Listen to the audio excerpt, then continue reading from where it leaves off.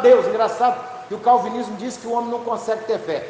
Agora você quer saber, o Hebreus 11:6, pastor, a Bíblia diz assim: é necessário que aquele que se aproxima de Deus creia que ele existe. Engraçado que a Bíblia não diz que é necessário buscar o dom da fé. Você tem que crer. Entendeu, pastor? É como você fala assim: obreiros, é necessário que todos estejam aqui amanhã na reunião. O senhor não vai amarrar uma corda ou botar um revólver na cabeça deles para trazer ele. É necessário, pronto, o senhor é liderança, é o bispo primaz da obra, eles vão vir e acabou. Então o que acontece, pastor? A fé é uma obrigação também. A fé é um dom também. A fé é a base de tudo, pastor. Se o senhor não tiver fé, o senhor não consegue agradar a Deus. Então tem pessoas, pastor, que ele fica sentado esperando Deus dar o dom da fé para ele, não vai dar. Porque a fé, pastor, é musculatura, igual quando o senhor está fazendo exercício, está fazendo regime, o senhor está se olhando no espelho, ó, estou emagrecendo, está funcionando. Então a fé é desse jeito. Eu, por exemplo, pastor, desde 2020 que minha mãe morreu, eu faço bico muito de vez em quando.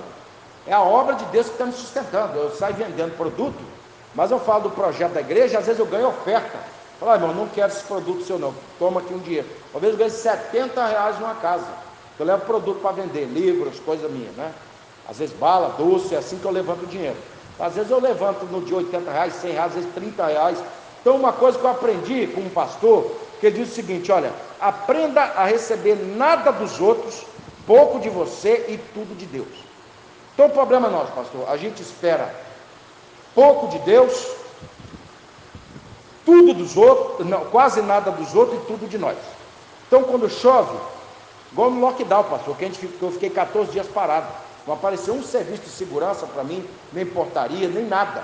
As empresas fecharam as portas e o supermercado também. Resultado, Deus tocou em 2 ímpios. Antes Deus usou uma missionária para falar comigo. Ó, Deus vai visitar você por esses dias. Eu falei, vai aparecer um emprego aí. Eu tenho diária de segurança que a gente ganha R$200.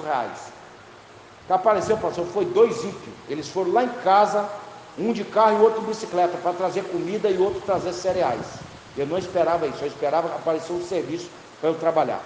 Então, irmãos, para finalizar, as escrituras mostram aqui: logo muito, pois agora, versículo 8, Deus prova o seu amor para conosco, e que Cristo morreu por nós, sendo nós ainda pecadores. Logo muito mais agora, tendo sido justificados pelo seu sangue, seremos por ele, por Jesus, salvos da ira, ou seja, da condenação final. Porque nós, sendo inimigos de Deus, olha a condição que nós éramos, irmão, inimigos de Deus, fomos reconciliados com Deus. É uma das bênçãos da justificação, pastor. Todos nós éramos inimigos de Deus. Os próprios fariseus, que eram auto-intérpretes da Bíblia, eram homens que muita gente dizia: se esse homem não for para o céu, ninguém vai. Jesus falou: pô, vocês são filhos do diabo. Você vê como o homem estava cego sem a graça, mas quando veio o pastor, as portas se escancararam. Então olha só: pela morte de seu filho, muito mais tendo sido já reconciliados, seremos salvos pela sua vida. Seremos aqui, pastor, está no futuro, não é isso? Fomos salvos ou não? Sim, mas a salvação, pastor, é em 3 aspectos. Primeiro, Deus mandando seu filho, morte substitutiva. Segundo, você é salvo também pela fé. Agora é o seguinte, pastor, enquanto você está no corpo de carne, você está sujeito a ser abandonado, aliás, abandonar o Senhor Jesus, se apostatar.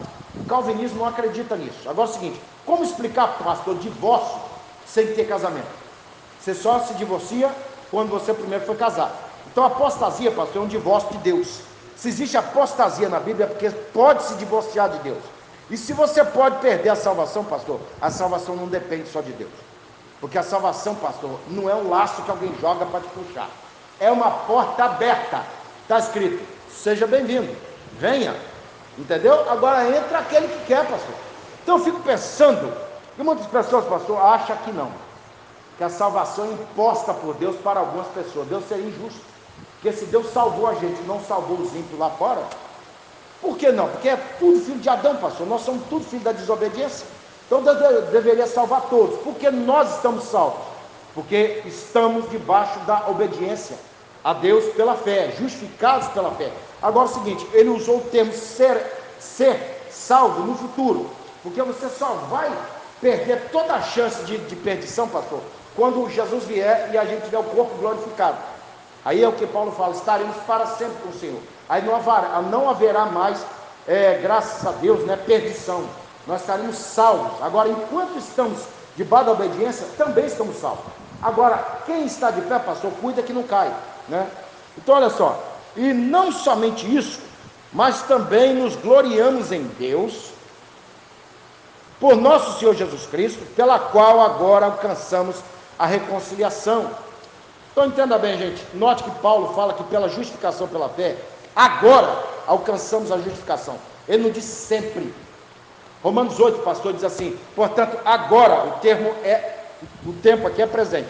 Nenhuma condenação há para os que estão em Cristo Jesus, que não anda segundo a carne, mas segundo o Espírito. Então, por que ele usa o termo agora? Ele deveria dizer, portanto, não há condenação para os que estão em Cristo Jesus. Muita gente crê, pastor, que a salvação só depende de Deus. E não é verdade, pastor? A salvação também depende do homem, porque senão Paulo deixaria esses termos todos no definitivo.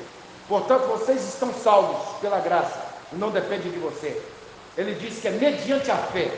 Sem a fé, pastor, ninguém está salvo. Então, se alguém está vindo para a igreja, não está tentando entender a doutrina da justificação, que eu fui perdoado, mas eu dependo de ter fé, eu preciso exercitar isso, pastor. Eu preciso pensar, olha, não adianta o diabo me acusar, enquanto eu estou obediente a Deus, pela fé, andando nos padrões de Deus, não existe condenação para mim.